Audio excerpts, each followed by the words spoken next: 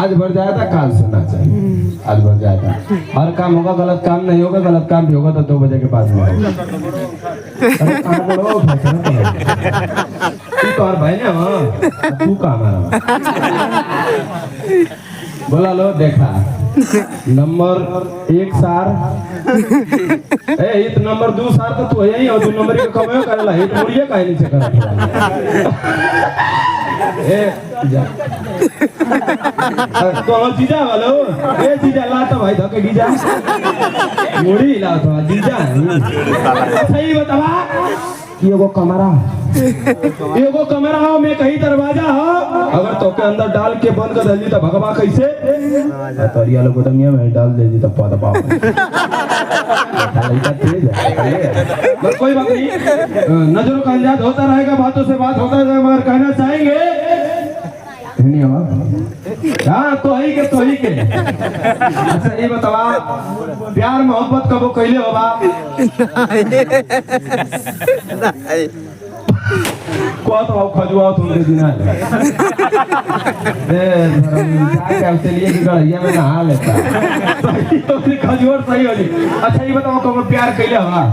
ना ए भैया तो हम लोग के प्यार कैले हां प्यार करके सारे भाटा पे ले जाके ईटा पर हां मरो ऐसा लइकन खातिर कहल गला कि खेत में गंदगी वाला हेला कल्ला पेड़ में गाड़े वाला लोहा के गिल्ला कल्ला जवन सरवा लइकिन के प्यार में जान दे दे थोसो उनके कुत्ती का भड़ुआ का पिल्ला कजला कुत्ती का भड़ुआ का पिल्ला कजला। अरे यार प्यार करके आता वतन खातिर जा अपनी माटी के जा कहल गला कि हमारी की भोजपुरी माटी के गई ललकार बा, यहां वीर जवान धरती का उतार बा, अगर चीन पाकिस्तान हमन का सार बा, हिंदुस्तान करी फुआ बहिन का मारम डीजे बजा के हो जब गोली सीना सीना तार पार बा ऐसन कुल पाकिस्तानी लगी ऐसन पिक्चर बनाई जेमे ऐसन ओकर मुस्कुरिया ओकर फटावा साला ए भैया इनके तेज मत समझिया लो कि बकलो लो हम जाने नहीं कि तू सही हवा बस लाने पर है लगी कब लान पहुंचा कि केकर गेहूं काट देती हाँ सुधीर भैया इन्हों के दुकान पर ले जा हाँ जवने नट भल्टू कसी हो ठीक है ना बड़ा मुस्कियात हुआ हो तू तो डरिया मछिया छिलवा ले तो लवंडा नहीं लगा हाँ